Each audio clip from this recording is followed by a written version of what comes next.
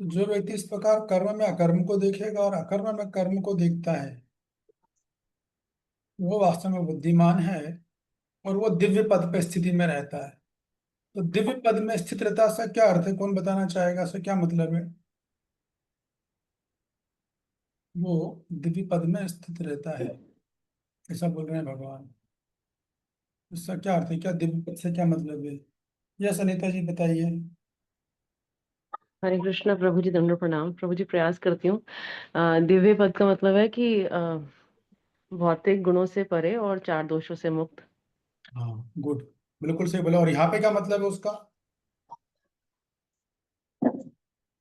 मतलब कि वो कर्म, उसको कर्म का फल नहीं लगेगा। ये दिव्यता है।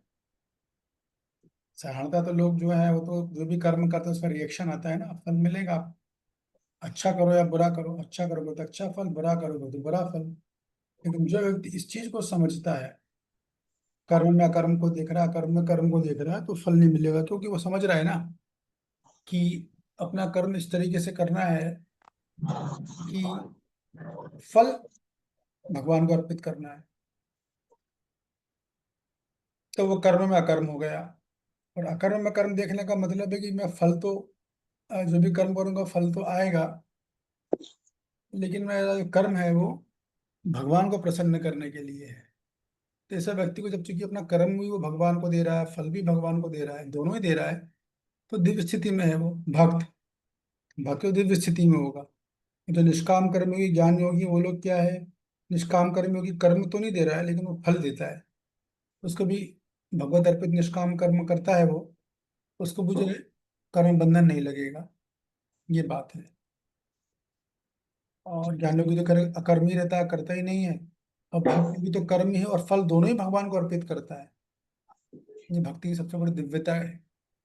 भक्ति की दिव्यता यही है कि व्यक्ति जो है, साधक जो कर्म भी कृष्ण के लिए कर रहा है और फल कृष्ण को अर्पित कर रहा है। तेरा तुझको अर्पण, क्या लागे मेरा। ये बात है। अब ये बोलना बहुत आसान है, फिलॉसफी। मैं भी कल बोल रहा हूँ, लेकिन कौन कितना अर्पित करता है इसका पता कब चलता है? समय आता है। तब भगवान एकदम दूध का दूध और पानी का पानी करके बता देते कि भैया यहाँ पर वो आपकी स्थिति यहाँ है।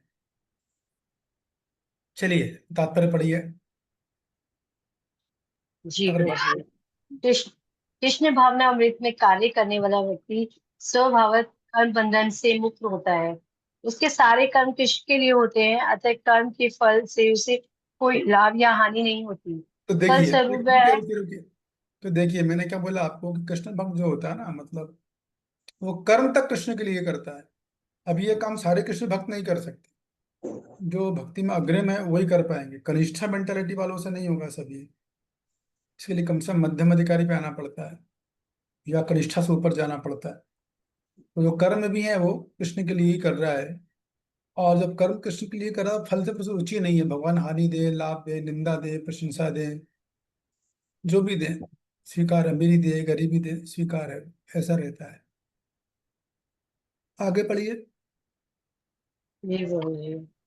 फल स्वरूप वह मानव समाज में बुद्धिमान होता है, यद्यपि वह कृष्ण के लिए सभी तरह के कर्मों में लगा रहता है। अकर्म का अर्थ है कर्म के फल के बिना निर्विशेषवादी। इस भय से सारे कर्म बंद, एक सेकेंड, कर्म बंद कर देता है कि कर्म फल उसके आत्म साक्षात्कार के मार्ग में बाधक ना हो।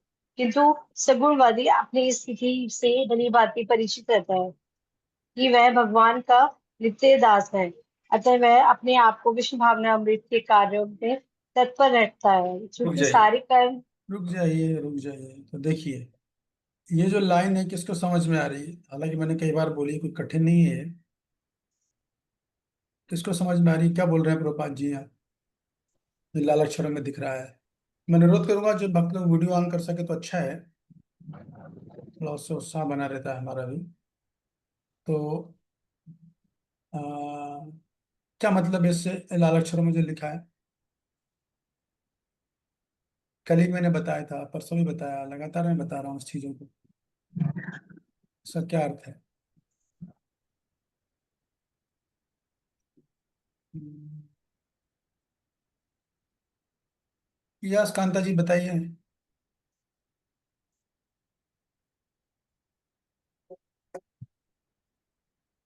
राकेश प्रभु।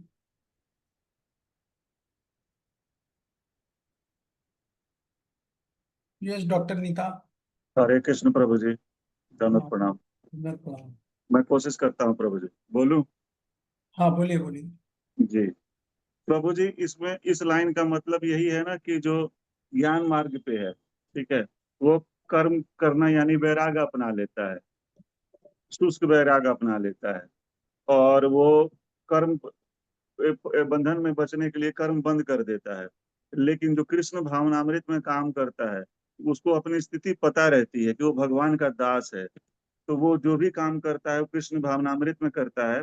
और वो क्योंकि फल से लेके हर चीज भगवान को समर्पित करता है, तो वो प्रभु जी वो कर्म बंधन में नहीं पड़ता है। तो उसे पता रहता है कि भगवान के साथ जो उसका रिलेशन है, वो भगवान स्वामी है और वो दास है। तो इस चलते वो प्रभु जी वो उसके गिरने की भी संभावना नहीं रहती है। ठीक है, लेकिन जो निर्विशेषवादी है वो अपना कर्म क्यों नहीं करता? उसका लक्ष्य भी, एक तो प्रभु जी वो भगवान के कॉन्सेप्ट से पूरा क्लियर नहीं रहता है, उसे पूर्ण समझावट नहीं रहती है भगवान की। तो वह चाहता है कि ब्रह्म ज्योति में लीन हो जाए, उसका लक्ष्य ब्रह्म ज्योति होता है। और जब तक वो भगवान के साथ संबंध ज्ञान नहीं होगा, तब तक वो कृष्ण भावनामृत होकर काम नहीं करेगा, यानी भक्ति नहीं कर पाएगा। नहीं, भक्ति का तो तो प्रश्न ही नहीं है ना, उसको तो मार्ग ही अलग है, वो तो ज्ञान मार्ग पे जा रहा जी है, जी जी भक्ति तो उससे जी, मतलब ही नहीं है। उसके तो गिरने की प्रश्न हमेशा ये, संभावना बनी रहेगी। नहीं नहीं प्रश्न समझो आप, प्रश्न ये है कि क्या कारण है कि वो कर्म करना बंद कर देता है?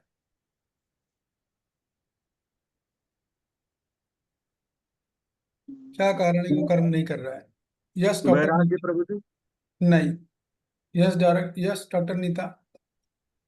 हरे कृष्ण प्रभु जी, मैं प्रयास करती हूँ। प्रभु जी, जी। जैसे निर्विशेषवादी जो होता है, क्योंकि उसको मोक्ष प्राप्ति का हमेशा ये रहता है कि वो भगवान के निराकार रूप का जो है वो साधना कर रहा होता है। तो उसको ये डर होता है कि अगर हम जो है भौतिक संसार में के जो कार्य करेंगे तो हमारा जो है गिरने के चांसेस ज्यादा हो जाएंगे, हम उसमें कर्म बंधन में लगेंगे। तो इस डर से कि हम वो काम ही करना बंद कर देता है सांसारिक चीजों का, कि हम जब वापस इस भौतिक संसार के कर्मों में बंधेंगे नहीं तो फिर हमें कर्म फल लगेगा ही नहीं। और हाँ तो यही बात है। साधक है बोलो, सही भक्त। बोला आपने। ठीक है, बराबर है, हो गया।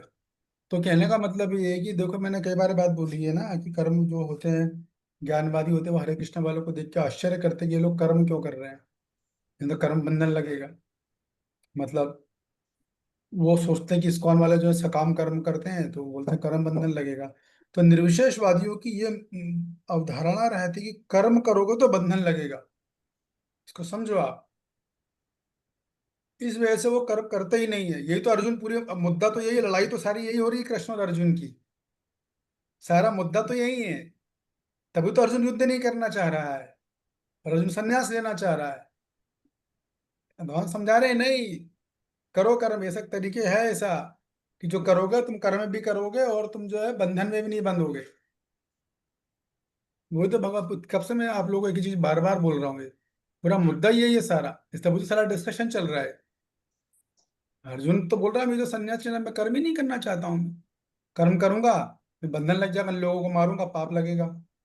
और अगर मर गया तो स्वर्ग जाऊंगा, तो स्वर्ग भोगूंगा, तो ही बंधन लगेगा मेरे को। मतलब मैं बंधन से मतलब मैं जन्म मृत्यु के चक्कर में तो फंसा ही रहूंगा ना। ये तो निर्विशेषवादी सोचते हैं।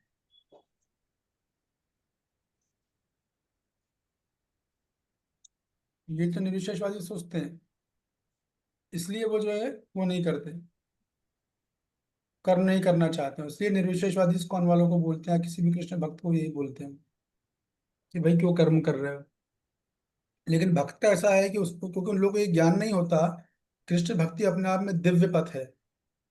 इसमें निष्काम कर्म योग में तो चलो ऐसा है कि व्यक्ति कर्म अपने वर्ण और आश्रम के अनुसार करता है, लेकिन फल भगवान को अर्पित करता है, तो उसको बोलते हैं भगवत अर्पित निष्काम कर्म योग। लेकिन यहाँ भक्त तो कर्म ही भगवान के लिए कर रहा है, कर्म भी भगवान को अर्पित है, फल भी भगवान को अर्पित है। ये भक्ति के पद की विशेषता है। ये बात तो प्रभुपाद जी बोल रहे हैं। देखा ना, चूंकि सारे कर्म कृष्ण के लिए किए जाते हैं, अतः इस सेवा के करने में उसे दिव्य सुख प्राप्त होता है। कृष्ण के निमित्त कर्म करता है वो सारे। मान लो एग्जाम्पल है कि दो छात्र हैं, दोनों की क्लास में एक साथ पढ़ते हैं, और एक छात्र है वही पूरी मेहनत कर रहा है, किस लिए? कि मैं क्लास में टॉप करूं। दूसरा वाला वही पूरी मेहनत कर रहा है, किस लिए? मैं भी क्लास में टॉप करूं। लेकिन दोनों का कर्म एक ही है, लेकिन दोनों का फल अलग अलग आने वाला है। तो दूसरा वाला वो इसलिए कर रहा है कि मेरा नाम हो, मेरी ग्लोरी हो, पेपर में मेरा फोटो छपे। और जो पहला वाला वो इसलिए कर रहा है कि अगर मैं टॉप करता हूँ तो कृष्ण का नाम हो, कृष्ण की ग्लोरी हो। उसका जो कर्म है वही उसने कृष्ण को अर्पित कर दिया कि मैं कृष्ण के लिए कर रहा हूँ। फिर जो भी फल आ जाए, फेल हो भगवान फेल देंगे, मंजूर है। लेकिन वो फिर भी संतुष्ट है, क्योंकि वो संतुष्ट भक्त अपने कर्म के प्रयास से संतुष्ट होता है, फल से नहीं होता है वो। इसको समझो आप। बाकी के लोग की संतुष्टि, सेटिस्फेक्शन जो आता है वो फल से आता है। भक्ति की संतुष्टि उसके प्रयास है, मैंने अपना ताकत पूरी लगाई कि नहीं लगाई, मैंने अपना कर्म पूरी मेहनत से किया है नहीं किया, खत्म। अगर वो किया है, अगर मैं फेल भी हूं, मुझे कोई शिकायत नहीं, क्योंकि मैंने मेहनत पूरी करी है। भगवान ने मुझे ये फल दिया, मुझे स्वीकार है। हो सकता है मेरे भगवान ने कुछ सोच के, भविष्य कुछ सोच के दिया होगा, या मैं डिजर्व नहीं करता हूँ, या भगवान की इच्छा नहीं होगी। इसीलिए भक्त कभी डिप्रेशन में नहीं जाता। तो हमने कितनी प्रगति करी उसका पता इस बात से चलेगा कि हम कितना डिप्रेशन में जाते हैं। अगर हम डिप्रेशन में नहीं जा रहे हैं, हम बढ़िया चल रहे हैं। क्योंकि हमें पता है कि हम कर्म केवल कृष्ण के लिए कर रहे हैं। अर्जुन तो तीर छोड़ रहा है, बस अच्छे से अच्छे प्रयास करेगा धीर लगाने का। अनुदीदी क्या हो रहा है, बार बार आ रहे हो, बार बार जा रहे हो, तो 20 बार आके जा चुके। तो अ, प्रयास पूरा है अर्जुन का, जितनी धनुर्विद्या जानता है, अच्छे तीर लगाऊं, शत्रु को मारूं। लेकिन प्रयास कब तक करेगा? जब तक कि तीर उसके हाथ में है। तब तक अच्छा अच्छा निशाना लगाएगा, बढ़िया से मंत्र बोलेगा, सही व्यक्ति को चुनेगा मारने के लिए, सही समय चुनेगा, ये सब उसके हाथ में है। लेकिन एक बार तीर निकल गया, फिर अर्जुन के हाथ में कुछ नहीं। इतना सब करने के बाद अगर अगले वाली पार्टी मरती है, निशाना लगता है, तो प्रभु की कृपा से होगा, भगवान की इच्छा से होगा। ये इस रहस्य को समझो आप, भक्ति के सिद्धांत। ठीक है ना? शिकारी जंगल में जा रहा, तो शिकारी का अधिकार अपनी शिकारी की विद्या पर है, वहां तक उसका अधिकार है, कर्मण्य वाधिकार। लेकिन तीर छोड़ने के बाद वो तीर हिरण को लगेगा या नहीं लगेगा, ये तो हिरण की नियति ही तय करेगी। पाकिस्तान अभी 6-6, 50-50 छोड़ दिए ड्रोन, लेकिन इंडिया कुछ भी नहीं हुआ। इंडिया ने सारे रास्ते में ही गिरा दिए, क्योंकि ये लड़ाई धर्म और अधर्म की है। तो होगा वही जो भगवान ने सोच रखा है। ये तो हम लोग कृष्ण भक्ति अगर कर रहे हैं, तो हम आराम से बैठे आए एक क्लास सुन रहे हैं ऑनलाइन, इसलिए सुन पा रहे हैं क्योंकि हमारे भाई लोग बाउंड्री पे खड़े हुए हैं। तो हमको उनके लिए जप करना चाहिए, कम से कम एक माला पर डे, जब तक युद्ध चल रहा है। सही भक्तों से मैं अनुरोध करूंगा, कम से कम एक माला करो और प्रार्थना करें, भगवान इनको शक्ति दीजिए, ये धर्म की स्थापना कर सके, कम से कम इनका कुछ अहित ना हो, इनका आत्मविश्वास बना रहे। उनकी वजह वो बाउंड्री पे खड़े हैं, तो हमारी ऑनलाइन क्लास चल रही है, हमारा भजन उनकी वजह से चल रहा है। तो ऐसा नहीं कि हम अपनी माला झोली पकड़ के बैठे रहे और मस्त रहे, ऐसा नहीं है। तो कहने का मतलब ये है कि हम लोग भक्ति जरूर कर रहे हैं, लेकिन हमको उनके बारे में हमारा, वो भी हम भी जो हम हमें उनके लिए भी सोचना है। हम क्या कर सकते हैं? आराम से प्रार्थना कर सकते हैं, रोज एक माला रोज कर सकते हैं। उनके इससे लोगों को बहुत आत्मबल मिलेगा। सब लोग अगर माला करेंगे तो उनको बहुत आत्मबल मिलेगा। खैर, वापिस आते हैं, मुद्दा यही है कि कृष्ण भक्त तो कर्म ही कृष्ण के लिए कर लेता है, तो वो फल से उसे दुख, अगर फल अच्छा आ गया, अनुरूप मान लो उसमें मेरिट में आ गया वो, तो वो कभी अपना श्रेय नहीं लेगा। अरे देखा मैं आ गया, नहीं, ये तो कृष्ण की कृपा हुई। वरना और सही बात है, कृपा कृष्ण की हुई तभी आ पाए, भक्तों का कन्विंस रहता है। नहीं तो हो सकता काफी ऐसे व्यक्ति के पास चली जाती जो सही नंबर नहीं देता, कुछ भी हो सकता था। और अगर फेल हो जाता, हरी इच्छा, नो प्रॉब्लम। इसलिए भक्त कभी डिप्रेशन में नहीं रहता है, क्योंकि कर्म भी कृष्ण के लिए कर रहा है, वो फल से आसक्त नहीं है। अगर फल अनुकूल आ गया तो हरि की कृपा है, हम डिजर्व नहीं करते।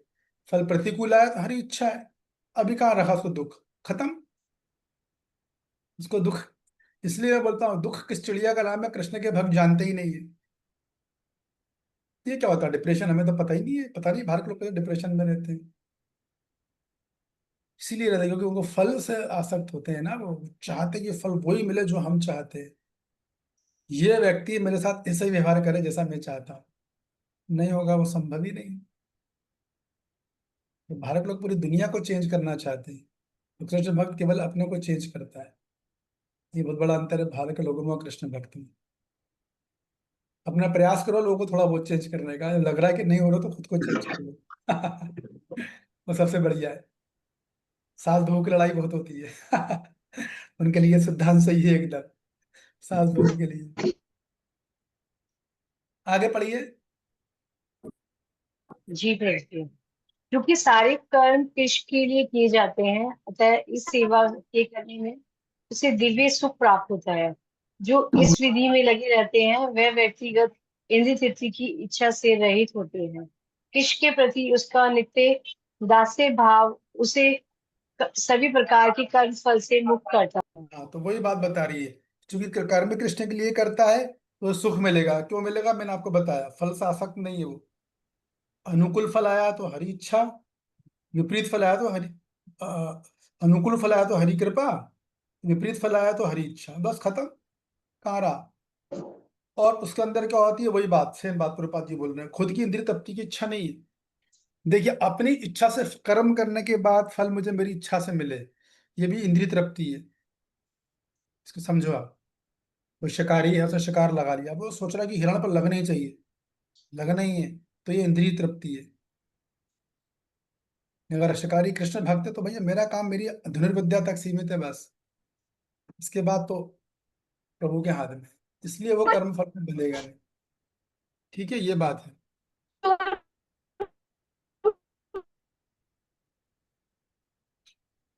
तो इसी को बोलते हैं कर्म, कर्म में अकर्म को देखना और अकर्म में कर्म को देखना। ठीक है।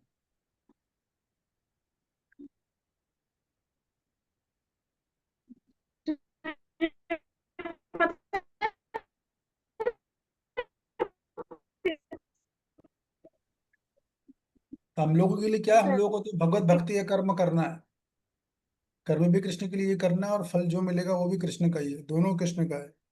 तो यदि ऐसी भावना हम रखते हैं तो फिर हम लोग जो है, हमारे भक्ति में दोष नहीं आएगा, कलुषित नहीं होगी हमारी भक्ति। ये बात है। श्लोक क्रमांक 19, दीपिका जी आप पढ़ोगे।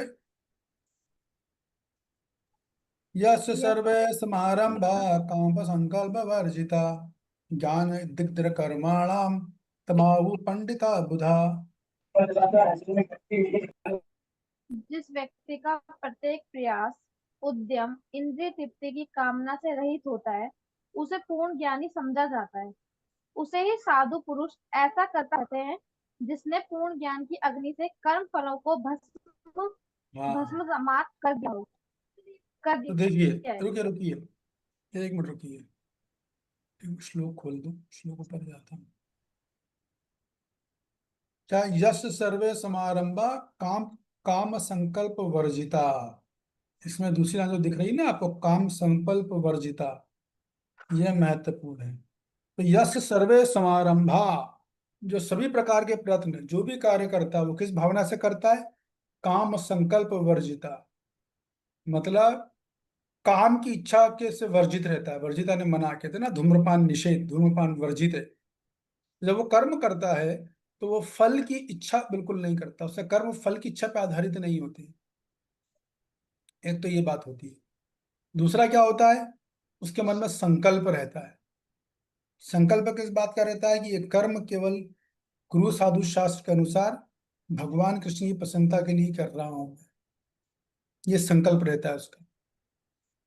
जब ऐसा रहता है, इस भावना से वो कर्म करता है, तो क्या होता है, ज्ञाना अग्नि दग्ध कर्माणा। तो चूंकि उसके पास कर्म करने का ज्ञान की अग्नि होती है, उसके सारे कर्म के फल भस्म हो जाते हैं, मतलब उसको कोई कर्म फल नहीं आता। तमाहु पंडिता बुधा, ऐसे लोग बुद्धिमान, ऐसे व्यक्ति को बुद्धिमान लोग पंडित बोलते हैं। तो यहाँ पर बेसिकली पंडित की परिभाषा बताई जा रही है। पंडित किसे बोलते हैं? पंडित का मतलब ये है, कौन है भाई, कहाँ से इतना शोर आ रहा है ये? पंडित का मतलब ये है कि जो व्यक्ति कर्म करने से पहले, राजभक्ति माता जी हैं, देवी कौन? का अच्छा, राजभक्ति। ओके ओके ओके, समझ गया है,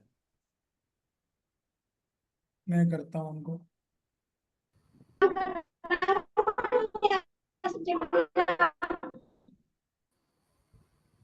तो वो जो है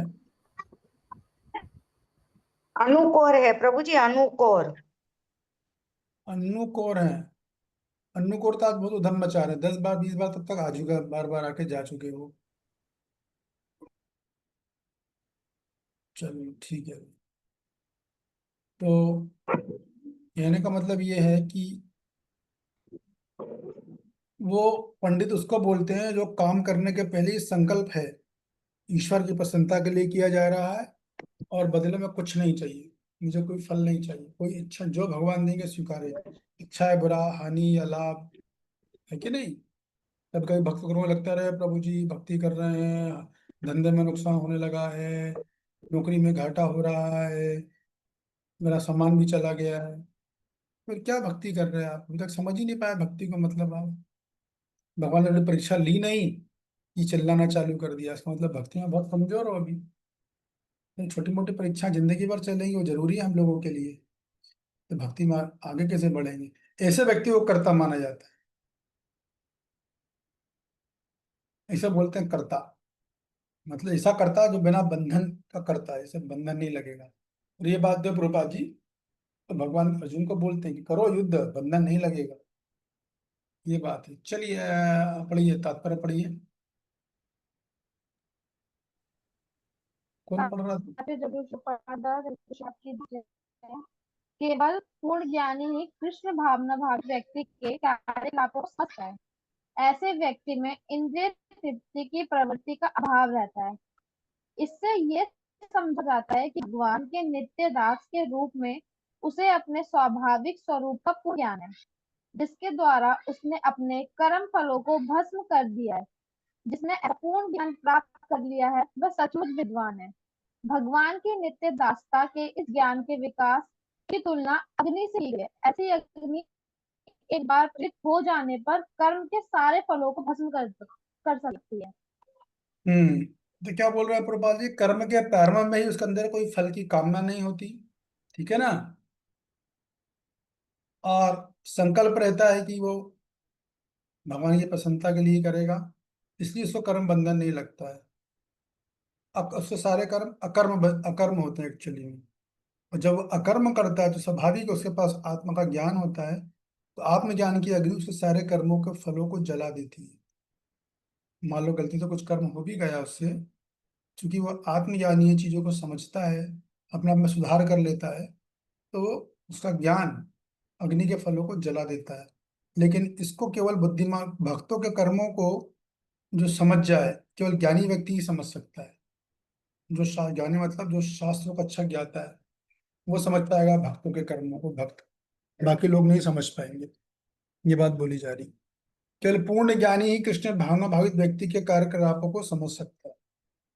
तो दूसरे शब्दों में यह कहो कि एक भक्ति दूसरे भक्त के कार्यकलापों को समझ सकता है, कि नहीं भाई इनके कार्य ऐसे लग जरूर भौतिकवादी की तरह रहे हैं, ये वास्तव में इनके कार्य भौतिकवादी नहीं है, ये मतलब है कहने का।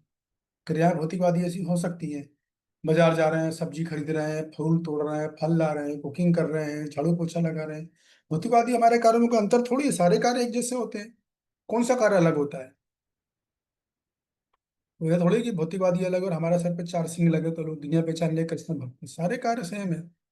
अंतर क्या है? चेतना का अंतर है, मनोभाव का अंतर है, कार्य करने के उद्देश्य का अंतर है, कार्य करने की प्रेरणा का अंतर है, और वही फल को बदलता है। क्रिया का फल क्रिया पर निर्भर नहीं करता, क्रिया का फल, वो क्रिया किस चेतना में की गई है, किस उद्देश्य से की गई है, उस पर फल निर्भर होता है। इसलिए मैं बोलता हूँ कि जज मत करो किसी को जब तक आपको किसी के बारे में पूर्ण जानकारी ना हो, ये बात थी। तो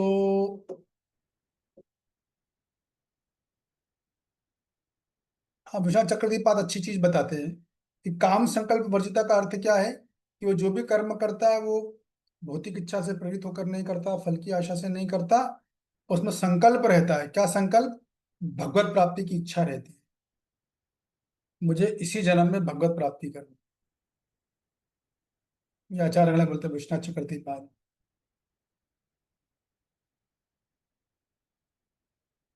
तो निष्कर्ष क्या है? निष्कर्ष है कि वही व्यक्ति पंडित कहलाता है या कृष्ण भक्त कहलाता है जिसकी चेतना शुद्ध है, जो कर्म तो करता है लेकिन फल की आशा से नहीं करता, किसी भौतिक इच्छा की अभिलाषा से नहीं करता।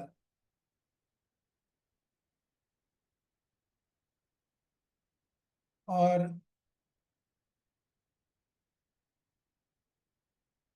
इस संकल्प के साथ करता है कि चाहे जो भी हो जाए मुझे भगवत भक्ति में स्थिर रहना है। कितना कष्ट आ जाए जीवन में, कितनी बदनामी हो जाए, कितना ही नुकसान हो जाए, कितनी अमीरी से गरीबी आ जाए, कितना ही संकट जीवन में आ जाए, कितनी बाधाएं आ जाए, लेकिन मैंने कृष्ण भक्ति तो नहीं छोड़नी है। ये संकल्प होता है उसका। देखिए, भगवत भक्ति के मार्ग पे चलोगे, परीक्षाएं तो होंगी। आप ये मत सोचो कि आप कपड़ा धो, फिर कोई बोले अरे पानी कितना गंदा हो गया, कितना मैला पानी हो गया। अरे कपड़ा धोगे तो पानी मैला होगा ही होगा, तो अच्छी बात है ना। मैला क्यों हो रहा है पानी? कोई कपड़े का मैल निकल रहा है। उसी प्रकार भगवान ने हमारी आत्मा, जब हम नाम जप करते हैं, हरि नाम प्रभु हमारी आत्मा के मेल को धोते हैं। कभी लोग मेल को धो के घबराते रहे, प्रभु जी और अनर्थ आ गए और बुरे बुरे विचार आ रहे हैं। बुरे विचार आ नहीं रहे, बुरे विचार दिमाग से निकल रहे हैं। जो थे अंदर, जो आपको पता नहीं थे, वो अब निकल रहे हैं। तो भगवत भक्त जो होता है वो संकल्प के साथ करता है कि मैं कृष्ण भक्ति को नहीं छोड़ूंगा, चाहे जो हो जाए। गुरु साधु शास्त्र को छोड़ना नहीं है, इतना तो पक्का है। अब भगवान बाकी आप देख लो, छोड़ना नहीं मुझे आपको, बस ये संकल्प रहता है। और इसी संकल्प से हमको भक्ति करनी चाहिए। ऐसा नहीं कि जरा सा कुछ हुआ नर्वस डाउन हो गया, ब्रेक डाउन हो गया, ऐसा नहीं होना चाहिए। कौन पढ़ेगा? श्वेता कुमारी जी, आप पढ़ोगे? त्यक्त्वा कर्म फलासंगम नित्योतृप्ता निराश्रया कर्मणा भी प्रवृत्तोपि नैवा किंचित करोति सः। हरे कृष्णा। प्रभु जी, दंडवत प्रणाम। प्रणाम। अपने कर्म फलों की सारी आसक्ति को त्याग कर सदैव संतुष्ट तथा स्वतंत्र रहकर वह सभी प्रकार के कार्यों में व्यस्त रहकर भी कोई सकाम कर्म नहीं करता। कृष्ण भक्त और सकाम कर्म हो ही नहीं सकता है, संभव ही नहीं है। इसलिए जो हमने कल चर्चा करी थी, पिछले श्लोक में चर्चा करी थी, उसका आपको स्मरण रखना चाहिए। ठीक है ना? तो सारी आसक्ति को त्याग देगा वो। देखिए, आदमी लाइफ में असंतुष्ट क्यों होता है? आसक्ति का असंतुष्ट होता है, अटैचमेंट होता है, इससे अपन वस्तु जीवन में असंतुष्टता आती है। या एक और चीज होती है, इसे बोलते हैं पर्सनल एम्बिशन, बोलते हैं निजी महत्वाकांक्षा, जो कि आजकल के आधुनिक माहौल में बहुत ज्यादा बच्चों में भर दी जा रही है। पूरा जो एनवायरनमेंट है वो पर्सनल एम्बिशन से हो गया। पूरा सोशल मीडिया 24 घंटे यही कर रहा है। मोटिवेशन के नाम पर वो लोगों को असंतुष्ट बना रहे हैं। और इसीलिए बहुत जल्दी आप देखोगे कि सोशल मीडिया बहुत बड़ा कारण बन रहा है और बनने का आत्महत्या का। लोगों में प्रतिस्पर्धा की भावना बहुत ज्यादा जागृत करता है। उसके इतने व्यूज आए, मेरे भी यहाँ, उसका सफल हो गया, मैं नहीं हुआ, फलाना ढिमका, ये वो। पर उसकी लाइफ अलग है, हमारी लाइफ अलग है भाई। उसकी जीवन की परीक्षा अलग है, हमारी जीवन की परीक्षा अलग है। उसका क्वेश्चन पेपर ही अलग है, आप उसकी नकल क्यों कर रहे हो? दोनों बैठे की क्लास में है, लेकिन दोनों का पेपर अलग है और दोनों के प्रश्न के उत्तर भी अलग अलग है। तो सोशल मीडिया बड़ा दुर्गति कर रहा है। इसी वजह से जो है लोग असंतुष्ट हैं, प्रतिस्पर्धा की भावना, फिर ईर्ष्या, फिर राजनीति, बहुत कुछ होता है। लेकिन जो कृष्ण भक्त इन चीजों से आसक्ति नहीं हो, उससे जो आसक्ति एक तरह से कहो तो इस बात से है कि मैं कैसे अपना प्रयास अच्छे से अच्छा करूं कि भगवान कृष्ण को प्रसन्न करूं, बस। वो प्रयास साधु गुरु शास्त्र के अनुसार होना चाहिए, उससे संतुष्ट रहता है वो। तो भक्ति और संतुष्टि वो उसके कर्म के प्रयास से आती। मैंने मेहनत की कि नहीं की, मैंने अच्छी भावना में कर्म किया कि नहीं किया, खत्म। किया ना, पूरी ताकत लगाई, हाँ 100% है ना, 100 खत्म। अब दुनिया वाले जो बोलना है बोलते रहे, मुझे पता है कि भगवान मेरे हृदय में है, और मैंने उनको साक्षी मान के अपनी पूरी शक्ति लगाई, अपनी पूरी बुद्धि लगाई जो मेरे पास है, कभी डिप्रेशन में नहीं जाएगा वो, नेवर, जाएगा ही नहीं। उसे पता है मैं तो अंदर जो बैठे उनको दिखाना है।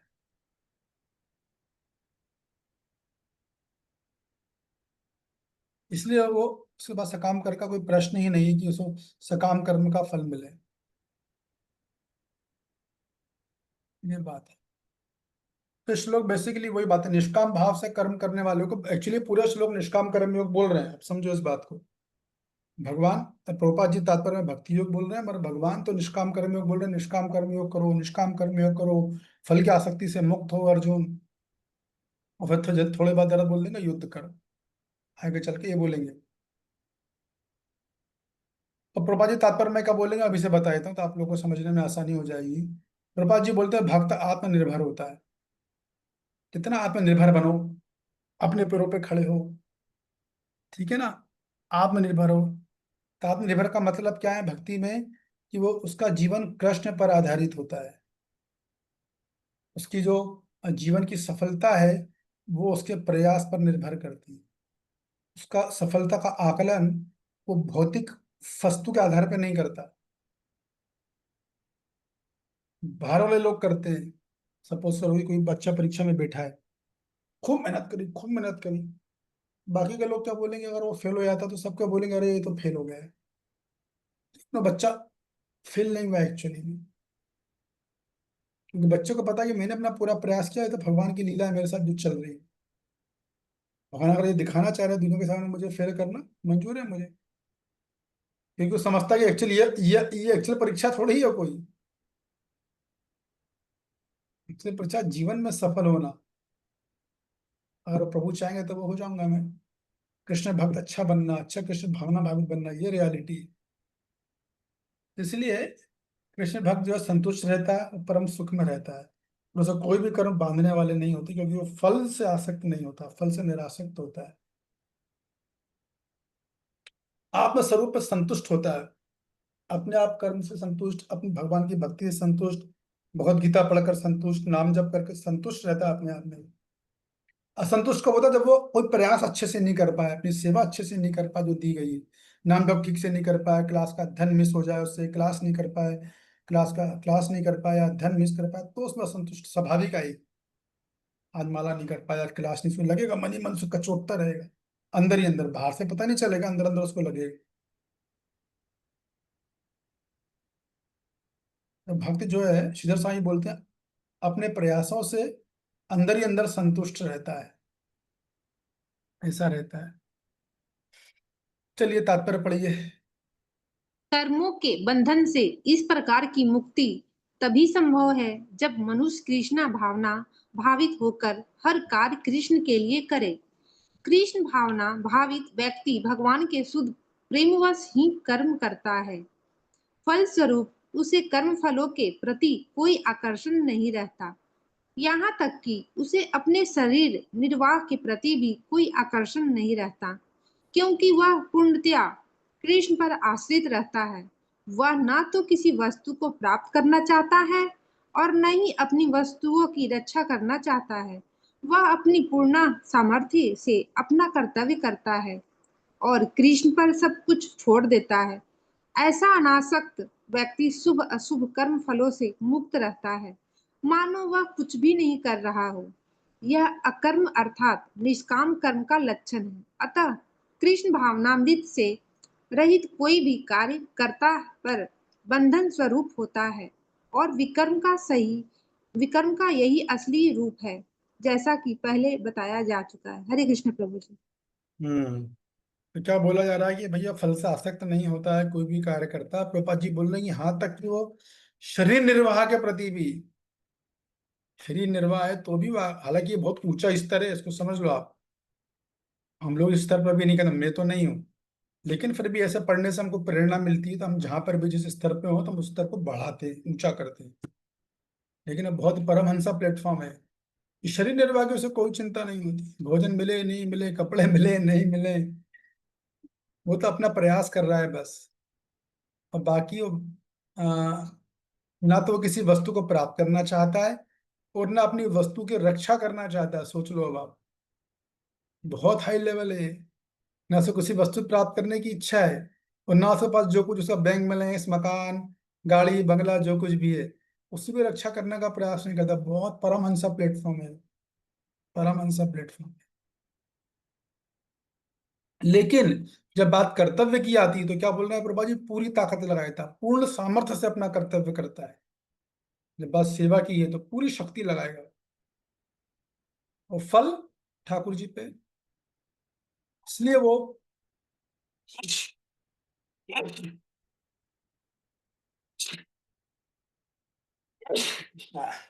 सॉरी, माफ कीजिएगा।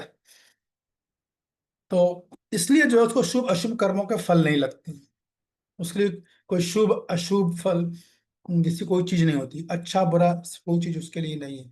पाप या पुण्य उसके लिए कोई चीज नहीं है, क्योंकि वो अपनी जब कर्म की बात आएगी पूरे सामर्थ्य से करेगा। फल सब ठाकुर जी पे। और यदि कृष्ण भावना के बिना कर्म करता है तो फिर तो विकर्म है, जो उसे संसार बंधन में बांधेगा। ये बात प्रभुपाद जी बोल रहे हैं। तो कुल मिलाकर सच्चा भक्त वही है जो अनासक्त भाव से गुरु साधु शास्त्र के अनुसार भगवान की सेवा करता है, और संसार में कर्म करता हुआ भी भक्ति में स्थित रहता है।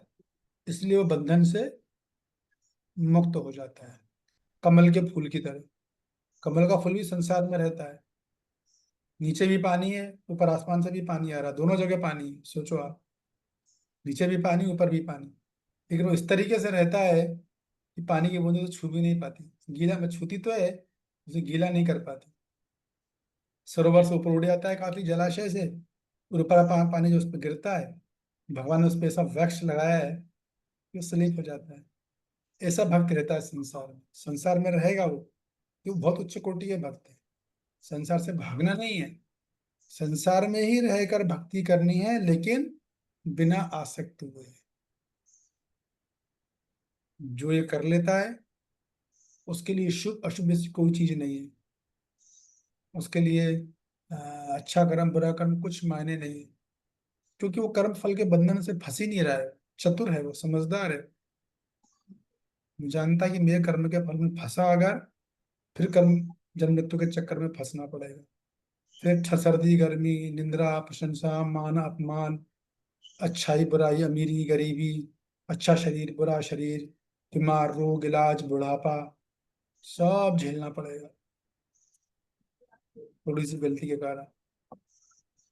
इसलिए वो बड़ी सावधानी से सोच समझ कर अपना कर्म करता है। ये बात है, अपनी चेतना को चेक चेक के कर्म करता है।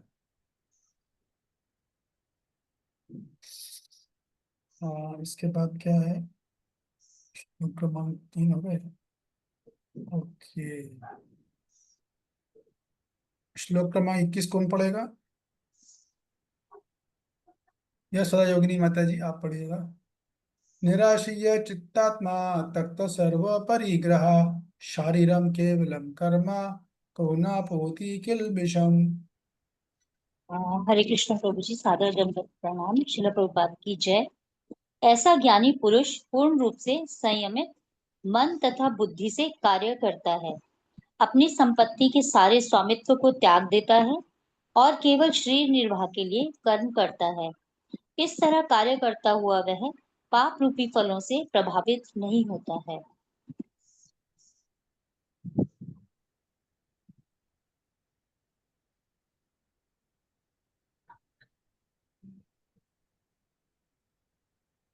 एक मिनट है।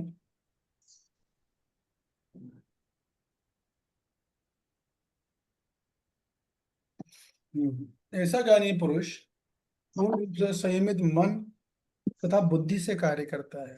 उसका मन भी सही कंट्रोल रहता है, बुद्धि भी कंट्रोल रहती है, संयमित रहती है, और संपत्ति के सारे स्वामित्व की भाव त्याग देता है। मतलब उसमें भावना नहीं होती कि ये वस्तु मेरी है, ये घर मेरा है, इस घर के सदस्य मेरे हैं। ऐसा नहीं होता। ये भावना वो त्याग देता है। तो फिर किसकी है? सब प्रभु की है। जो कुछ मेरा है सब भगवान का। मेरी पत्नी, मेरे बच्चे, मेरा घर, मेरा मकान, मेरी कार, सब प्रभु की। मेरा नहीं, मैं तो केयर टेकर हूँ बस। मैं क्या हूं? तो मैं केयर टेकर हूँ। बस मेरा इतना सा रोल है। भगवान ने सेवा दी है तो मुझे सेवा करना है। क्योंकि ये भगवान की सेवा है तो मैं सेवा को अच्छे से करने का पूरा प्रयास करूँ। ये चेतना होती है उसकी। पर केवल शरीर निर्वाह के लिए कर्म करता का मतलब ये है कि बहुत ज्यादा धन के चक्कर में नहीं पड़ता है। ठीक है ना? बहुत ज्यादा संचय नहीं करता वो वस्तुओं का, धन का, इत्यादि का नहीं। जितना जरूरत है बस उतना चाहिए। साईं इतना दीजिए जामे कुटुंब समाए, मैं भी भूखा ना रहूं साधु भी ना भूखा जाए। ये चेतना पे जो काम करता है वो दुनिया का अकेला सुखी व्यक्ति है बस। क्योंकि उसकी जरूरतें होती हैं। आजकल तो महंगाई इतनी ज्यादा, माहौल इतना बदल रहा है, सबकी जरूरतें अपनी अपनी हैं। लेकिन ज्यादा की इच्छा नहीं होती उनको। जितना अपना भजन अच्छा चले, अपनी जो सारे कर्तव्य कर्म कर सके, हमारी इच्छाएं हो जाए, थोड़ा बहुत लिमिटेड रहे। ज्यादा धन का कोई लोभ नहीं। क्यों फालतू समय वेस्ट करें? उल्टा वो समय भगवान की सेवा में लगाएं। इसलिए वो खुश रहता है और उन्हें पाप कर्म के फलों में फंसता है। तात्पर्य पढ़िए। कृष्ण भावना भावित व्यक्ति कर्म करते समय कभी भी शुभ या अशुभ फल की आशा नहीं रखता। उसके मन तथा बुद्धि पूर्णतया वश में होते हैं। वह जानता है कि वह परमेश्वर का भिन्न अंश है, अतः अंश रूप में उसके द्वारा संपन्न कोई भी कर्म उसका न होकर उसके माध्यम से परमेश्वर द्वारा संपन्न हुआ होता है। ये जब बहुत बात महत्वपूर्ण लाइन है। रुक जाइए, रुक जाइए। ये बहुत जबरदस्त लाइन बोल दी प्रभुपाद जी ने यहाँ पर। देखिए कृष्ण भक्ति की चेतना कैसी होती है, सीखने के लिए, हम सब के लिए। वो जानता है कि मैं परमेश्वर का अंश हूँ। उसको पता है कृष्ण मेरे और मैं उनका हूँ। 24 घंटे उसके दिमाग में ये बात रहती है। कोई भी कर्म करेगा, छोटे से छोटा कर्म है, बड़े से बड़ा, उसके दिमाग में रहता है मैं कृष्ण का अंश हूँ और उनका परम, वो मेरे स्वामी है। तो चूंकि मैं उनका अंश हूँ तो मैं जो भी कार्य करूंगा वो एक्चुअली मैं नहीं कर रहा हूँ। मैं तो कोई मीडिया रहूंगा। वो काम परमेश्वर के द्वारा संपन्न हो रहा है। अच्छे कार्य। जो व्यक्ति ये जान लेता है कि मैं कुछ नहीं करता, वास्तव में उसके हाथ से ही कोई शुभ या धर्म का कार्य, कोई अच्छा कार्य हो पाता है। मतलब वो कर्ता की भावना से पूरी तरह विरक्त होता है। इतना बढ़िया पॉइंट बोला। उसे पता है कि मैं कृष्ण का अंश हूँ। पूर्ण तो वो है, मैं उनका अंश हूँ। तो मेरे साथ जो भी काम हो रहा है वो मैं नहीं करूंगा। हाँ, मेरे से कुछ बात मैं बुरे काम कर सकता हूँ। अच्छा काम मेरे से नहीं होने वाला कोई। अब कोई अच्छा काम हो रहा है तो साधु गुरु भगवान की कृपा से हो रहा है। मेरे में अपनी खुद की योग्यता नहीं है अपनी।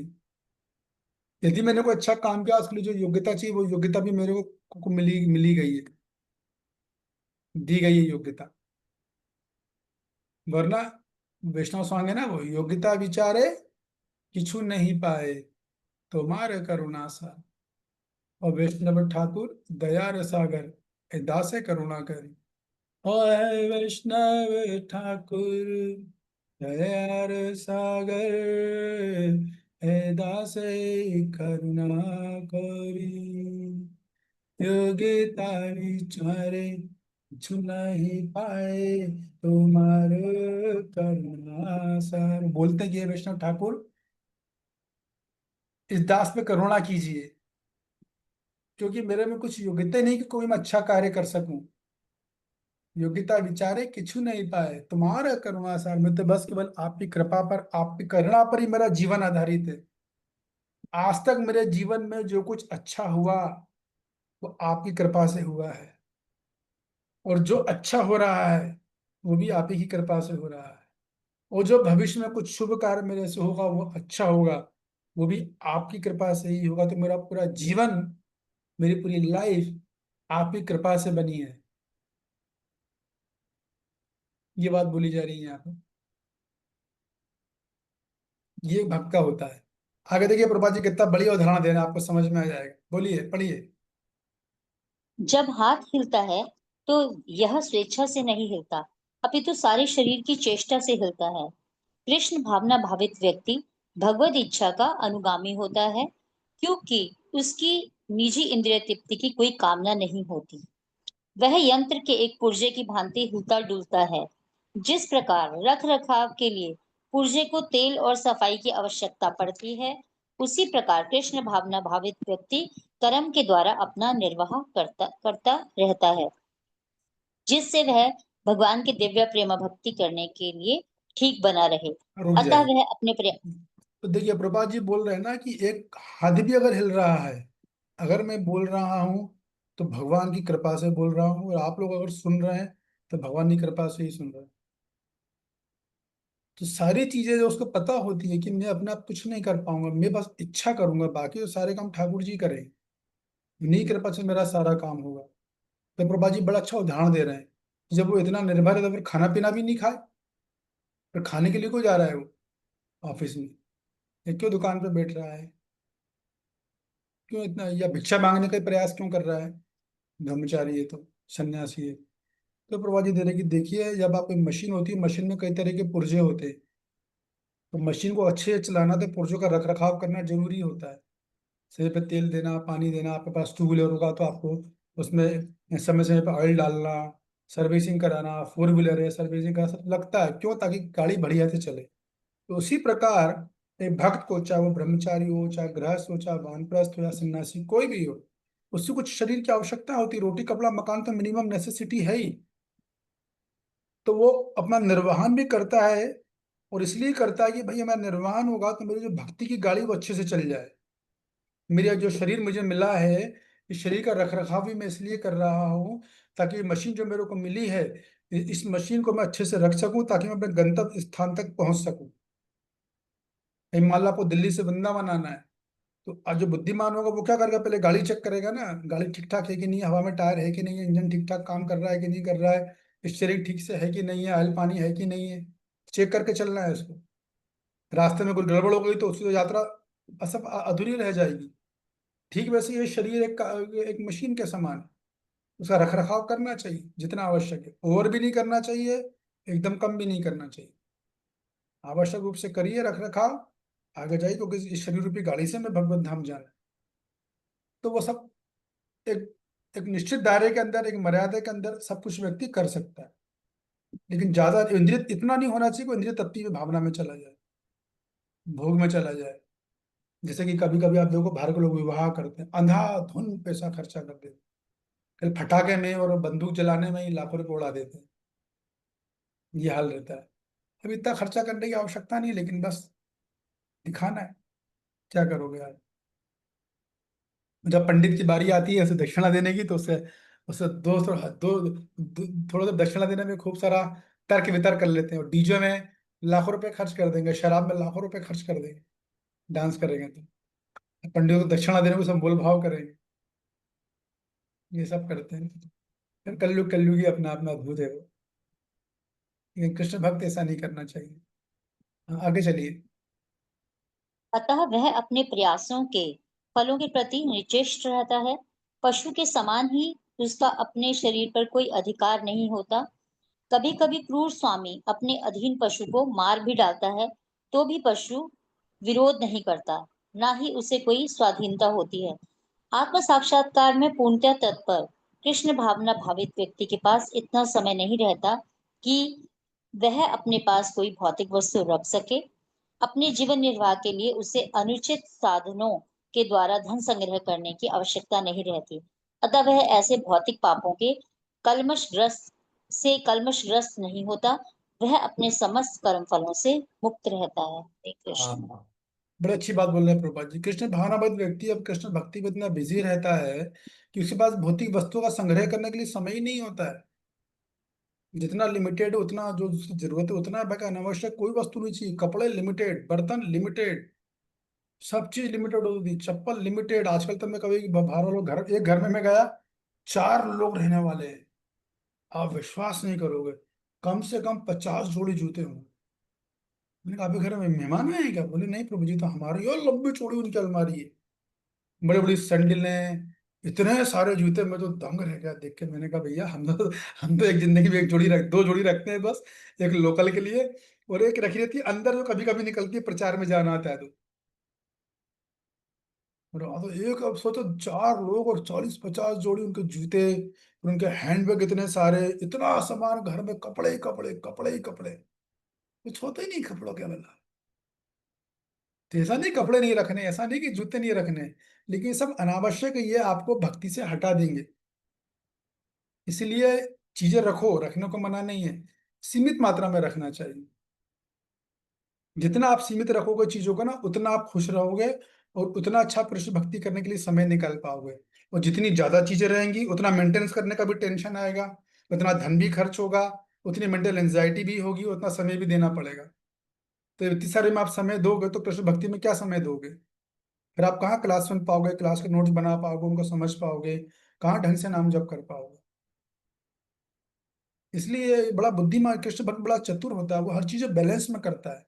कौन सी चीज चाहिए, कितनी चाहिए, कोई भी चीज के पहले विचार करेगा वाकई में इस चीज की जरूरत है क्या, नहीं होगी तो क्या मर जाएंगे क्या, नहीं मरेंगे तो नहीं, भक्ति में कुछ बात आएगी क्या, नहीं, तो ठीक है फिर चलने दो।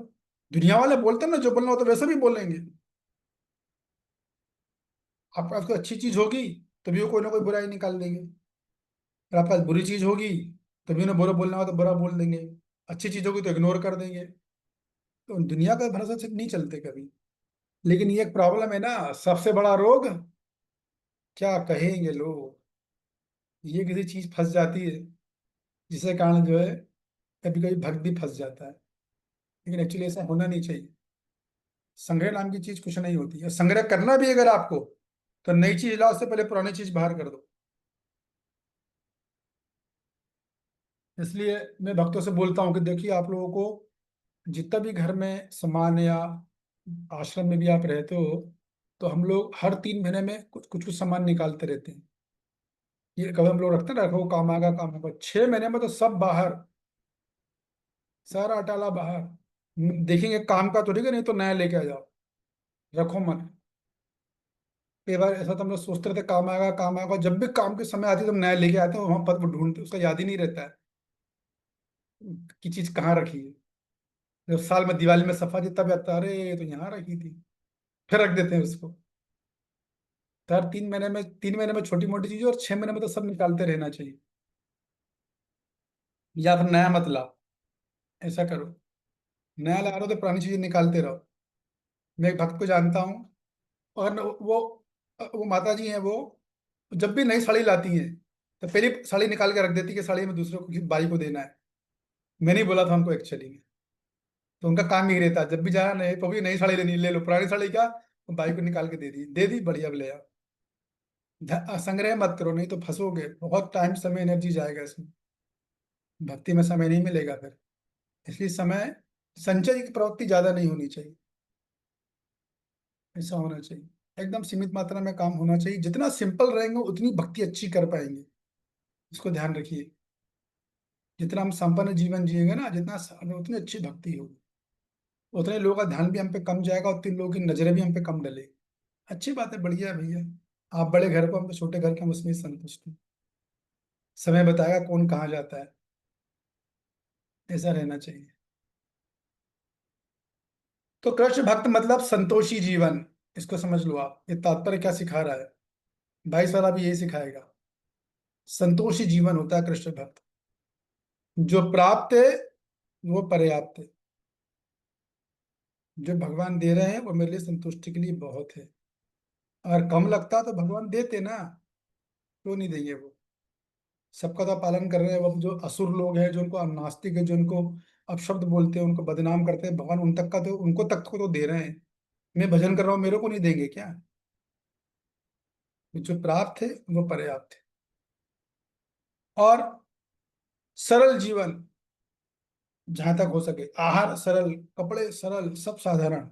हाँ, बाहर जाना है, हम लोग कभी शादी पार्टी में आते हैं तो उसके लिए 1-2 जोड़ी रख लिए, पर्याप्त है बस, अन्यथा नहीं। इन रूटीन लाइफ में सरल जीवन जीना चाहिए। और भक्ति में कर्म कर्म के आत्म शुद्धि करना चाहिए। ऐसे कर्म करो जिससे आत्मा की शुद्धि हो, भक्ति में आगे बढ़ना पड़े। मतलब वही नाम जप करना, भगवद गीता क्लासेस सुनना, सुनने के बाद चिंतन करना, ये सब इत्यादि। और जहां तक प्रयास हो, अहंकार को त्यागने की कोशिश करनी चाहिए। अहंकार में ना फंसे, भौतिक वस्तुओं में आसक्ति ना रखें, भौतिक लोगों से भौतिक संबंधों में आसक्तियां ना रखें, क्योंकि आसक्ति की ऐसी चीज है जो आपको संसार चक्र में बांध देगी। तो आसक्ति रख सकते हैं, ऐसा नहीं है, लेकिन वो आध्यात्मिक होनी चाहिए, वो भौतिक नहीं होनी चाहिए। भौतिक आसक्ति आप बांधोगे तो वो ही व्यक्ति ही आपको सबसे ज्यादा कष्ट देगा। जो लोग भौतिक संबंध रखते हैं, जिन लोगों से आप भौतिक स्तर पे प्रेम करते हैं, उनसे पूछो आप उनको सबसे ज्यादा कष्ट कौन दे रहा है। तो अगर बुद्धिमान है तो बोलूंगा उनको सबसे ज्यादा कष्ट वही दे रहा है जिससे वो अटैच्ड है। आप में कितने लोगों का अनुभव है कि सबसे ज्यादा कष्ट आपको वही व्यक्ति देता है जिससे आप अटैच्ड हो, या वो वस्तु देती है जिससे आप अटैच्ड हो। देख लो आप। चलो कांता जी ईमानदार है, मैंने खट से अपने हाथ उठा दिया। और एक और आश्चर्य वाली बात है कि अगर आप प्यार से विचार थोड़ा विचार करोगे ना शांति पूर्वक, तो सबसे ज्यादा कष्ट आपको हमारे परिजन ही देते हैं। देख लो अपनी जिंदगी में झांक कर। कहीं आप बाहर जाने की जरूरत नहीं है, बाहर वालों को इतने कष्ट नहीं आते जितना हमारे परिजनों के आते हैं। तो ये बड़ा अद्भुत खेल है, संसार भगवान ने बड़ा अद्भुत रचा है। इसको समझने के लिए गीता का ज्ञान होना बहुत आवश्यक है, तब हम इस भंवर से निकल पाए कि हमें सेवा करनी है लेकिन अटैच नहीं होना है। यही सारा खेल है। ऐसा नहीं कि हम गरीब पारे के लोगों की सेवा छोड़ दें, नहीं, वो तो हमारा कर्तव्य, वो तो हम करेंगे, मरते दम तक करेंगे, लेकिन भौतिक रूप से आसक्त होकर नहीं करेंगे। आसक्ति तो हमारी कृष्णा के प्रति ही होगी, आसक्ति हमारी भगवत गीता के प्रति ही रहेगी। कृष्णा आपको पकड़ लिया, अब छोड़ना नहीं, चाहे जो हो जाए। जो हो जाए मतलब जो हो जाए, परवाह नहीं है। जो हो जाए आपको नहीं छोड़ना, और गीता को नहीं छोड़ना, नाम जप नहीं छोड़ना है, प्रसाद खाना नहीं छोड़ना है। जो हो जाए, आप रूखी सूखी दोगे तो भी हम आपको भोग लगा के खाएंगे, हमारा क्या है। आप भी तो रूखी सूखी खा रहे हो ना। हलवा पूरी दोगे तो हम हलवा पूरी खाएंगे। आप महल में रखोगे तो हम महल में रहेंगे, आप झोपड़ी में रखोगे तो झोपड़ी में रहेंगे। हमको क्या है, हमें तो भक्ति करना है। ऐसा क्लियर विजन होना चाहिए लाइफ में, जैसे पांडवों का था। इसलिए मुझे पांडवों का जीवन बहुत प्रभावित करता है। उनके साथ भगवान ने ऐसा खेला है कि पूछो मत। हम जैसे लोग तो पगला जाएंगे एकदम, क्या भगवान क्या है। कोई एक बात बोलो ना, झोपड़ी में रखो या महल में रख लो, हम थोड़ी ना मना कर रहे हैं आपको भक्ति करना। कई बोलते हो महल में रहो, रह पाते नहीं है, फिर बोलते हो झोपड़ी में चले जाओ। हम झोपड़ी के तैयार होते हैं फिर महल में भेज देते हो। क्या नाटक है, कोई एक चीज बोलो भाई, क्या चाहते हो हमसे। खुद भगवान ने पांडवों को उठा उठा पटक के मारा, यहाँ वहाँ। हलवा पूरी खिला देंगे तो बोलेंगे जा आप सूखी रोटी खाओ। अरे ये क्या है, अब सूखी रोटी खाने बैठेंगे तो सूखी रोटी क्यों खा रहा हूँ, चल हलवा पूरी खाओ। अरे भगवान ये कौन सी बात है। कभी उन लोगों ने नहीं बोला, नेवर। इसीलिए भगवान को पांडव बहुत प्रिय है। इसलिए भगवान द्रौपदी को बहुत प्रेम करते थे, क्योंकि द्रौपदी भगवान के प्रति फुल डेडिकेटेड रहती थी, फुल। जो कृष्णा ने बोल दिया बस वो फाइनल है। मुझे तो पांडवों का द्रौपदी का कैरेक्टर बहुत ही अच्छा लगता है। अकेली नारी ने, अकेली इस महिला ने पूरे संसार का धर्म को दबाज उठाई थी, वो करके दिखा दिया उसने। कभी वो लोग बोलते हैं कि देखो, दो लड़ाइयाँ हुई वो महिलाओं के कारण हुई। महाभारत में द्रौपदी में, और क्या बोलते हैं रामायण में सीता में। कितने लोग इस बात को मानते हैं कि लड़ाई का कारण महिला थी। हाँ तो क्यों, और यदि ना तो क्यों। बोला तो खूब जाता है, संसार में जितनी भी लड़ाई हुई है महिला के कारण हुई है, महिलाओं का हाथ रहा है। यस रुचि दीदी, क्या कहना है आपका। राधिका दीदी सॉरी, अब दीक्षा हो गई आपकी, बोलिए। हरे कृष्णा प्रभु जी। हम्म। प्रभु जी, द्रौपदी के जो वचन थे ना, जब दुर्योधन जल में गिरा था, जब उसने जो कहा था ना, तो वो एक युद्ध का कारण एक वो भी बना था कि भाई अंधे का पुत्र अंधा बोला था उसने जब। तो आप ये कहना चाह रहे हो कि जो युद्ध हुआ वो द्रौपदी की वजह से ही हुआ ना, महाभारत जो युद्ध हुआ है ना। कहीं ना कहीं प्रभु जी सत्य है कि हाँ भाई, एक रीजन ये बना था बिल्कुल। अच्छा ठीक है, अभी हम उसको भी समझ लेंगे। यस कांता जी। जी प्रभु जी, हुआ था, लेकिन क्योंकि उन्होंने सम्मान नहीं किया था शास्त्रों के अकॉर्डिंग, जो बताया गया है कि नारी का सम्मान, और कोई बोला नहीं वहां पर, इतने सारे लोग बैठे हुए थे, जो कि कारण बना, क्योंकि भगवान भी ये सब चीजों को नहीं देख पाए, तो इसलिए युद्ध का कारण तो बना था। अच्छा, हाँ कांता जी ने कुछ हद तक तो सही बोला है। और कोई किसी का कुछ ओपिनियन। कितने लोग मानते हैं कि कारण महिला स्त्री नहीं थी। यस राकेश प्रभु, क्या कहना है आपका। हरे कृष्ण प्रभु जी, दंडवत प्रणाम। सबसे पहले तो इतने माताओं के बीच में बोल ही नहीं सकता कि महिला कोई कारण होगी प्रभु जी। नहीं ना, आपको सच बोलना है, माता मत क्षमा कर देगी आपको, हम सब क्षमा मांग लेंगे माताओं से। ये प्रभु जी भगवान की योजना होती है, उसके साथ कोई जेंडर का ये इशू नहीं है कि कोई माता जी के चलते झगड़ा होगा या प्रभु जी के चलते झगड़ा होगा। प्रभु जी, वो भगवान की योजना थी महाभारत, इसलिए वो हुआ। मेरा तो यही मानना है प्रभु जी। ठीक है, ओके, गलत तो नहीं है। ये सदा योगिनी नंदिनी माता जी, बाहर के लोग तो ये बोलते हैं ना, बाहर के लोग तो आपसे ये बोलेंगे कि भैया जो लड़ाई हुई है, दो विश्व युद्ध हुए हैं आज तक इतिहास में, वो दोनों महिलाओं की वजह से हुए हैं। पेपरों में भी खूब आता है ये सदानंदिनी योगिनी जी। प्रभु जी मैं प्रयास करती हूँ। मतलब मेरा मानना ऐसा है कि नहीं, स्त्री कारण नहीं थी, क्योंकि दुर्योधन जो अधर्म के प्रति धर्म का नाश जो भगवान ने ये निश्चित किया था कि वो करना है, तो वो एक पूरा उनका प्लान था भगवान का, इसलिए मतलब स्त्रियों को तो नहीं बोला जाता। इनके आपस के परिवारजन की लड़ाई की वजह से ये जो युद्ध हुआ, और आगे कलयुग के लिए हम लोगों का वो करने के लिए मतलब ये हुआ था। बाकी स्त्री तो मुझे नहीं लगता। तो अगर स्त्री नहीं लगता तो द्रौपदी में तो कसम खा ली थी ना कि जब तक मेरे खून बालों को खून से नहीं रंगा जाएगा मैं बाल नहीं बांधूंगी। अगर ऐसा था तो फिर ऐसा क्यों हुआ फिर? तो स्त्री कारण है एकदम क्लियर। द्रौपदी प्रभु जी, प्रभु जी वो तो उसका आत्मसम्मान था ना, मतलब ऐसा तो नहीं था अब इतना कुछ उसके साथ इतना, उनके साथ इतना मतलब बहुत ही कुकृत्य हुआ था, तो वो तो फिर उनको बोलना ही था। हाँ, तो आपने सम्मान की जब बात आई तो फिर युद्ध करने का कारण तो वही बना ना भाई, वो खुले केश इस बात का संकेत थे पांडवों के लिए कि देखो तुम्हारी पत्नी के साथ इतना बुरा हुआ, अब तुम उन्हें जान से मारो। जब तक तुम नहीं मारोगे तो मेरी रिमाइंडर है, अलार्म है, सायरन है कि तुम्हें मारना है, नहीं तो मैं केश नहीं बांधूंगी। तो वो तो उन लोग को उकसा रहा है ना पांडवों को युद्ध करने के लिए। प्रभु जी नहीं, मुझे उससे पहले और जो इतने सारे कारण थे मुझे वो कारण लगते हैं हाँ, नहीं कि ठीक है, जैसे जो अरे युद्ध आपने नीति। आपने उत्तर सही दिया है, लेकिन थोड़ा सा चूक है, अभी मैं बता दूंगा उसको। यस मनीषा जी। हाँ, हरे कृष्णा प्रभु जी, साधिक नाम। प्रभु जी, जैसे दुर्योधन का अहंकार था पहले तो, कि वो पांडव को एक सुई के बराबर भी ना, मतलब एक जमीन नहीं देने को तैयार थे। और एक मेन जो ये है कि कौरवों और पांडवों में एक जुआ खेला गया है ना, जो वो खेला गया, लेकिन उसमें द्रौपदी को दाव पे लगाना सबसे बड़ा कारण था कि उन्होंने द्रौपदी को दाव पे क्यों लगाया, है ना, तो जब इसका दो। इसका इस बात से क्या मतलब निकलेगा? आपसे कोई बोलेगा भाई कि विश्व में आज तक दो बड़े बड़े विश्व युद्ध हुए, दोनों का कारण स्त्री है, तो इसको आप कैसे आप क्या बोलोगे इस विषय में? मतलब एक बार आप फिर रिपीट करेंगे प्रभु जी? मैं ये बोल रहा हूँ कि लोग बोलते हैं ना कि आज तक दो बड़े युद्ध हुए हैं, वो दोनों स्त्री की वजह से हुए। इतिहास में सबसे बड़े युद्ध हुए वो दोनों स्त्री की वजह से, तो आप क्या बोलोगे?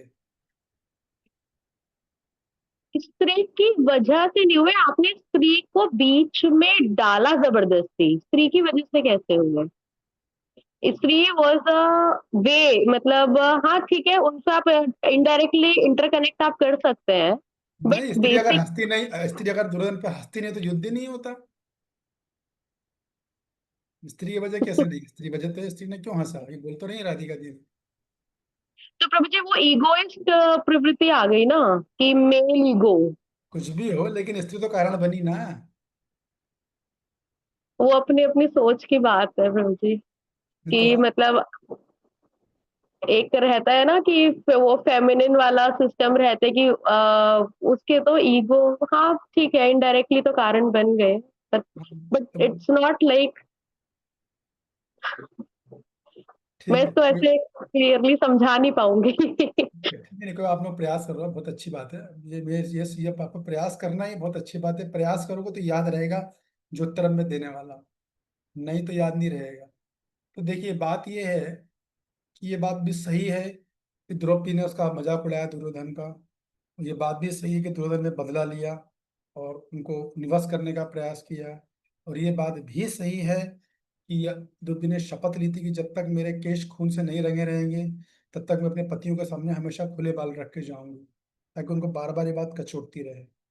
लेकिन आप इस बात को समझिए कि जब द्रौपदी का ये हुआ था वस्त्रहरण, तो वो जो था वो बड़ी भयानक कुकृत्य था। वो कुकर्त था और द्रौपदी बहुत क्रोध में थी अंदर, अत्यंत क्रोध में थी। यहाँ तक कि इतना हो गया था कि द्रौपदी भरी सभा में सबको श्राप देने वाली थी, ये सभा की सभा अभी कभी नष्ट हो जाएगी। द्रौपदी खुद का इतना तप था कि वो श्राप देकर सबको नष्ट कर सकती थी, और बहुत फ्रस्ट्रेटेड थी। और उसके बाद जब सब एपिसोड खत्म हो गया, पांडव अपने घर पे गए, तो वो बिल्कुल द्रौपदी ने किसी से बात नहीं करी, अपने महल में सबको बंद कर दिया। तो बहुत दुखी, क्रोधित, डिस्टर्ब थी बहुत ज्यादा। ऐसे टाइम में भगवान कृष्ण ने काउंसलिंग करी थी उनकी, कृष्ण ने, इसको बोलते काउंसलर। काउंसलर का मतलब ये नहीं होता कि इससे बात मत करो, उससे बात मत करो, ये मत खाओ, वो मत खाओ।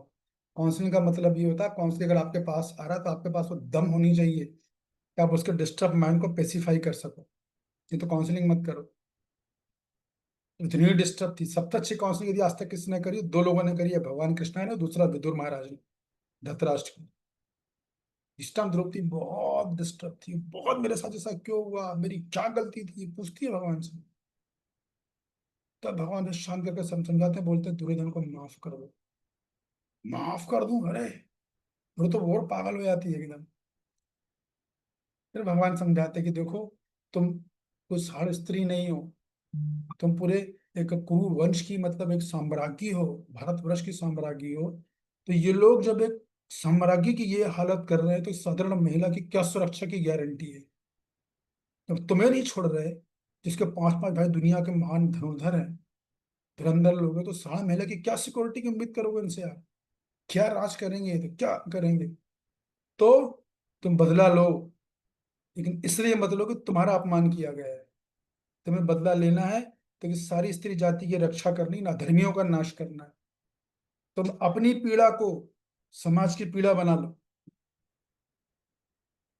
इसलिए मैंने बोला था, किम कर्मा की मकर्मेति कव्य पत्र मोहिता। मैंने बोला था ना, भगवान भी बोले थे, कर्म क्या है अकर्म क्या है, बड़े बड़े विद्वान भी मोहित हो जाते हैं समझने में। इसलिए बोलते हैं जज मत किया करो। तब वो कुंती का दिमाग एकदम पेसिफाई हो गया था। तो जो कुछ उसने किया, उसने अपना निजी प्रतिशोध देने के लिए नहीं किया था, उसने केवल धर्म की स्थापना के लिए और संपूर्ण समाज के कल्याण के लिए किया था। ये बात है। तो हाँ, महिला कारण है, बिल्कुल है, लेकिन कैसे उसको भी समझो। उसकी वजह ये है, तो कहाँ से गलत है? तो बहुत अच्छे कारण के लिए किया, करना ही चाहिए। ये तो दुष्टों का विनाश नहीं करोगे तो कैसे काम चलेगा? उन्होंने भी तो गोली मारी ना, बोला मोदी को जाके बोल दो। वहां भी तो यही हुआ है ना, अभी जो हुआ।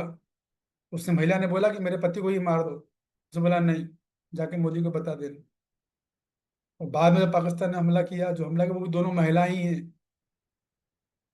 जिन्होंने खतरनाक बम छोड़े, दोनों उनके विफल कर दिए प्रयोग। उन्होंने ड्रोन छोड़े, दोनों अटैक महिलाओं ने ही किए। वो कहने का मतलब है कि चीजों को ठीक से समझना चाहिए, ये बात थी। तो द्रौपदी ने किया, महिला थी, युद्ध हुआ, लेकिन वो जन कल्याण के, समाज के हित के लिए हुआ, धर्म युद्ध हुआ।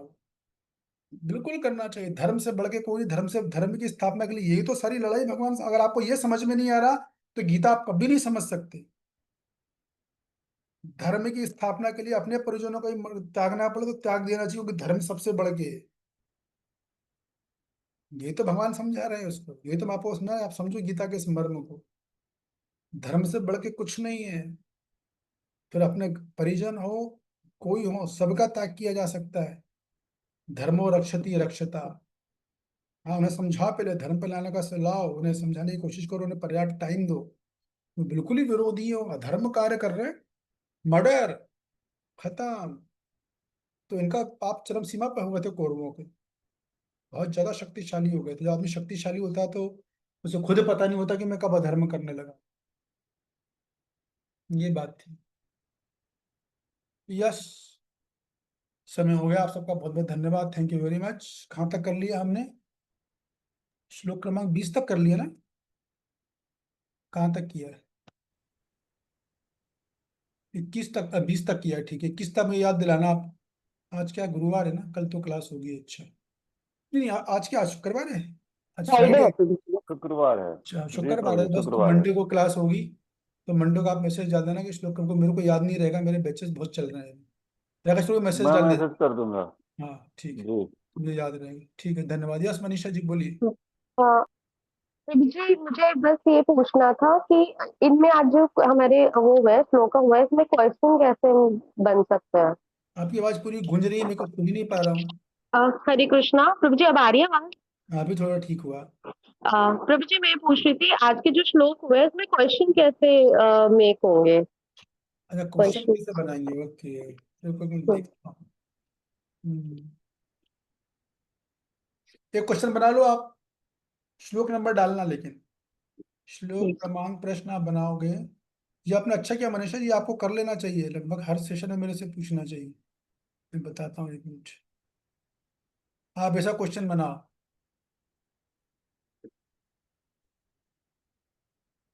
भगवत गीता के चौथे अध्याय के 16वें श्लोक के अनुसार कर्म क्या है और अकर्म क्या है। या पहले बनाइए कर्म क्या है, ऐसा लिखिए, पहले क्वेश्चन बनाइए। 4 चौथे अध्याय के 16 अध्याय कर्म क्या है, उसमें डालिए निष्काम कर्म योग, ज्ञान योग, अष्टांग योग, भक्ति योग, उसमें एक उत्तर रहेगा। फिर भगवत गीता के 14वें अध्याय के श्लोक क्रमांक 16 के अनुसार अकर्म क्या है, निष्काम कर्म योग, ज्ञान योग, भक्ति योग, और जो भी डालना हो गए। 4 प्रश्न बन गए, 2 प्रश्न। यस सर जी। ये 2 अलग प्रश्न बना लीजिएगा, ठीक है। उसके बाद क्या, 15वां।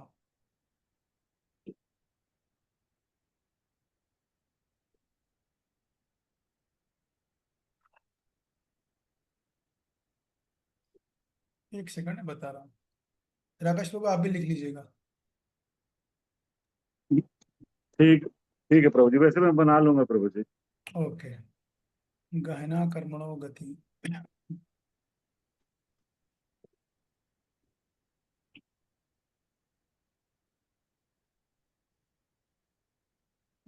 प्रभु जी, अर्थ के साथ साथ तात्पर्य से भी तो प्रश्न हो सकता है प्रभु जी।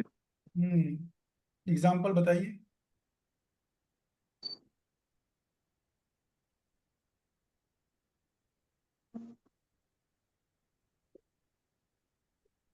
जैसे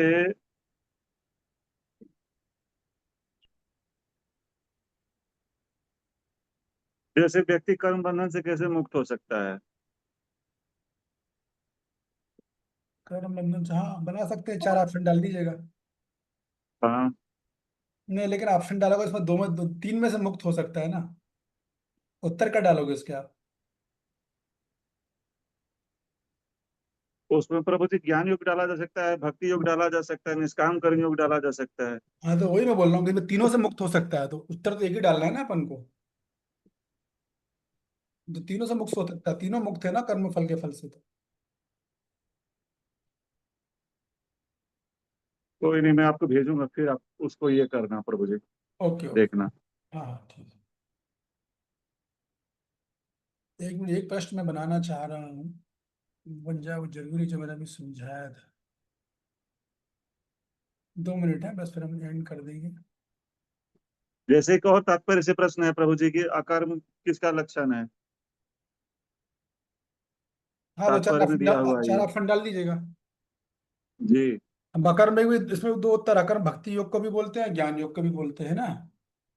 जी। एक मिनट, यहाँ ये श्लोक है ना, यस सर्वे समारंभा काम संकल्प वर्जिता। ये प्रश्न बन सकता है। चौथे अध्याय के 19वें श्लोक के अनुसार भक्त किस चीज से आसक्त नहीं होता है। एक उत्तर है कर्म के फल से, बाकी तीनों रेड कर दीजिएगा। 3 कुछ भी लिख सकते हो, ठीक है ना मनीषा जी? कहाँ गई, क्या कहाँ चली गई? नहीं प्रभु जी, यहीं पर हूँ। ठीक है ना, ये हैं बन प्रभु जी, हैं। जाएगी। और फिर भगवद गीता का 16वें 19वें श्लोक के अनुसार भक्त का संकल्प क्या होता है। इसका उत्तर एक्चुअल में है कि हर हाल में भक्ति नहीं छोड़ना। बाकी 3 आप डाल देना, नाम जप करना, भागवतम पढ़ना। उत्तर सही उत्तर ये है, लेकिन इन्हें आपको वर्ष श्लोक क्रमांक डालना पड़ेगा, क्योंकि ये स्पेसिफिक है ना, इसलिए। और एक और डालिएगा। प्रभु जी एक बार इसको दोबारा रिपीट करेंगे क्वेश्चन को 4.19 के अनुसार जो सेकंड वाला हुआ है। भक्त किस चीज से आसक्त नहीं होता है। ओके। या योगी भी ले सकते हैं, योगी किस चीज से आसक्त नहीं होता है। तो उत्तर है कर्म के फल से आसक्त नहीं होता है। नहीं नहीं प्रभु जी, ये जो आंसर में आया कि हर हाल में भक्ति नहीं छोड़ना वाला, जो जिसमें आंसर आया है, क्या? जो अभी सेकंड वाला बताया है जिसमें आंसर है कि हर हाल में भक्ति नहीं छोड़ना। अच्छा, तो हम्म 4.19 के अनुसार भक्त का संकल्प क्या होता है या क्या संकल्प लेता है?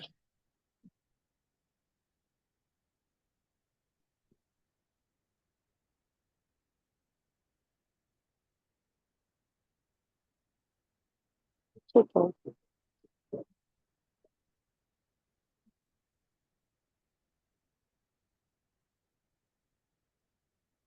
ठीक है, यही बनेगा फिलहाल तो, है ना? यस।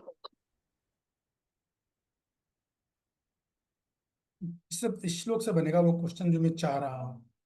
तो ठीक है, वो कल चर्चा करेंगे तब निकालेंगे, और सोमवार को चर्चा करेंगे तब निकालेंगे। 1 मिनट है। दोबारा पढ़ने पे भी क्लियर हो जाएगा प्रभु जी। हाँ, ये 21वां हम कर चुके ना, ये भी कर तो लिया है। जी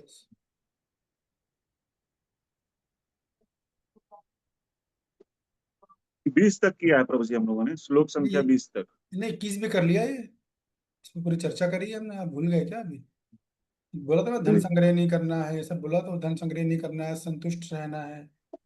यस प्रभु जी 21 तक किया है। 21 तक कर लिया। जी जी।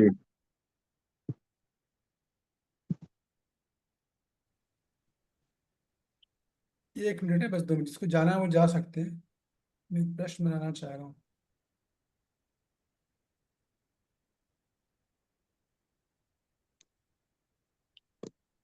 हम्म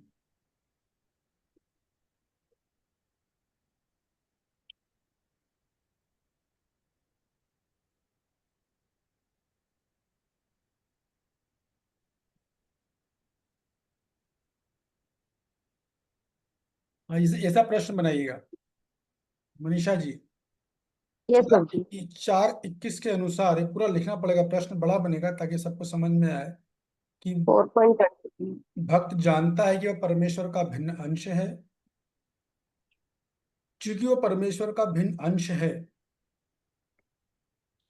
अतः उसकी समझावट ये होती है, नंबर 1, कि वो खुद कोई कर्म नहीं करता है, बल्कि परमेश्वर उसके माध्यम से कार्य को संपन्न करते हैं। समझ में आया आपको? प्रभु जी कि 4.21 के अनुसार भक्त जानता है कि वह भगवान का अंश है। हाँ, तो उसकी समझावट निम्न में से क्या होती है, ये प्रश्न हो गया। ठीक है, समझ रहे हो आप? यस प्रभु जी। उसका उत्तर भी मिल गया आपको, क्योंकि वो जानता है ये कर्म वो ना करके परमेश्वर उसके माध्यम से करा रहे हैं, ये उत्तर है इसका। मुझे इतना लंबा रखना है? क्या? इतना लंबा अंश रखना है इसका? हाँ, इतने बड़ा? ज्यादा बड़ा लग रहा है क्या आपको? तो ठीक है, इसको ऐसा कर सकते हैं कि छोटा भी कर सकते हैं, कि वो करता नहीं है। ओके। दूसरे में लिखिए वो करता है। तीसरे में लिख दो वो अष्टांग योगी है। चौथे में लिख दो वो सकाम योगी है। बन गया, प्रश्न उत्तर भी बन गया। ठीक है। यस प्रभु जी। ओके, ठीक, हरे कृष्णा। थैंक यू प्रभु जी। Okay, Hare Krishna. Thank you मिलेंगे प्रभु जी, सोमवार को। हरे कृष्ण। हरे कृष्णा।